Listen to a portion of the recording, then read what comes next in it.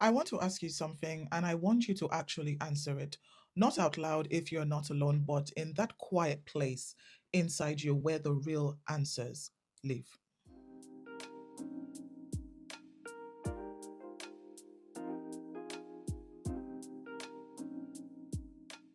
Here it is.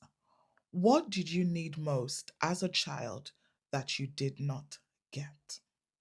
Not what you wanted, the PlayStation, the holiday, the birthday party. No, I mean what you needed. Safety, to be seen, to be chosen, to be held, to be believed, to be allowed to say no without someone's love disappearing. That's what I'm talking about. You see, that thing you just thought of, the one that came up before you could stop it, you see, that's not just a memory, that is a wound. And that wound has been writing your life story ever since. In transactional analysis, we talk about something called the life script, right? It sounds dramatic, and honestly, it is. The idea is simple. By the time you were 5 or 6 years old, you had already decided what kind of person you were, what you deserved, what you could expect from love, whether the world was safe or dangerous. You didn't write this script with a pen, you wrote it with what happened to you and what didn't happen for you. Now, here's the part that broke something open for me, right? TA says the script isn't just a story you tell yourself, it's a survival plan. The child you were made a decision to be loved, I have to be small, or to be safe, I have to be invisible, or to be worthy, I have to perform. And you see, that decision made by a 5-year old who was doing the best they could with what they had has been running your life ever since. So that pattern you keep repeating, the same kind of friend who uses you, the same kind of job where you're never enough, the same knot in your stomach, when someone gets close, getting into the wrong relationship, dating the same kind of man, that's not a character flaw. That is a script, and scripts can be rewritten. But first, you have to find the original. So here's the one question that exposes your childhood wound. And I need you to be brave for this.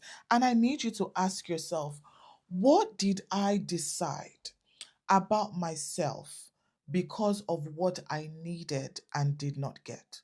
Not what happened to you, what you decided about yourself because of it. Now, let me give you some examples because this can feel very abstract, right? If you needed to be protected and you were not, you might have decided, I can only rely on myself, no one is coming. If you needed to be seen and you weren't, you might have decided, I have to be perfect to be loved. If you needed to be chosen and you weren't, you might have decided, there's something absolutely wrong with me. And that's why people leave. Now, do you hear how young that voice sounds? No one is coming. I have to be perfect. Something is wrong with me. You see, that is not adult wisdom. That is a child's conclusion made in a moment of pain, carried like a suitcase you never got to put down. Here's what I struggled with for years. I thought that if I looked at my childhood wounds, I was being ungrateful, disloyal, unchristian. I told myself that other people had it worse. So stop complaining. Just pray more. But you see, here's what I have learned, and I also need you to hear this. God is not threatened by your honesty. The Psalms are full of people crying out, where were you? How long? My God, why have you forsaken me? That's not a lack of faith. That is the language of faith. Real faith does not pretend the wound isn't there. Real faith brings the wound into the light and says, look, This is what I've been carrying. Help me. So here's the good news. Here's the good news. And it is really good news. The child who wrote that script was doing the best that they could. But that child is not in charge anymore. You have an adult now, a thinking, choosing, grace filled adult who can go back to that little one and say something no one ever said to her back then. I see you. You didn't deserve that. And you don't have to keep living like you did. You see, that's not psychology replacing faith. That is psychology giving you the language to receive the healing faith always promised. So here's your practical step for this week. And I mean, actually do this, not just think about doing it. I really need you to do it. Get a piece of paper or open a note on your phone and finish these three sentences I'm about to give you. When I was young, I needed dash and I didn't get it. Because of that, I decided that I am dash. But the truth, the real truth, the one that God sees is that I am dash. Please don't rush it. The first thing that comes up is usually the real thing. And when you're done, if you're brave, say this out loud to the child you were. You did the best you could, but you don't have to carry that anymore. I've got it from here. Now I know that this sounds strange if you've never done it, but I promise you, something shifts when you speak it out loud. I know you might look crazy, but it's okay. The shame loses a little weight, the script loses a little power, and you take one step closer to the person you actually are, not the one a 5-year old decided that you had to be.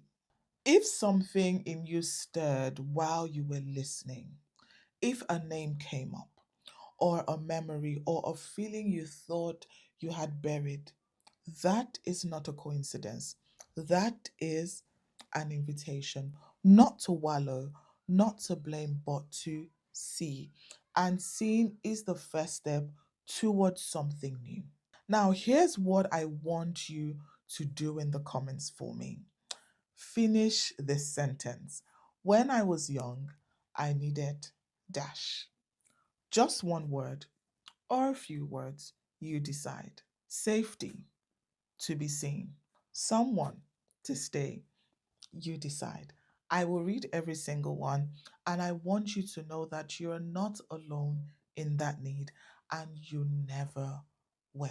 If you're new here, I'm Remi. I turn psychology into stories, and I'm a psychotherapist in training. This is not therapy, but it is honest.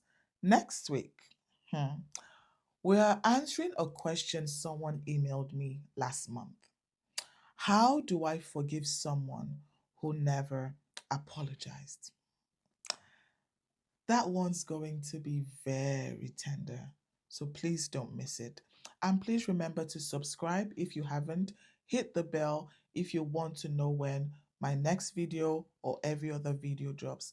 And go easy on that precious script carrying heart of yours. I'll see you in the comments and I'll see you next week. Bye for now.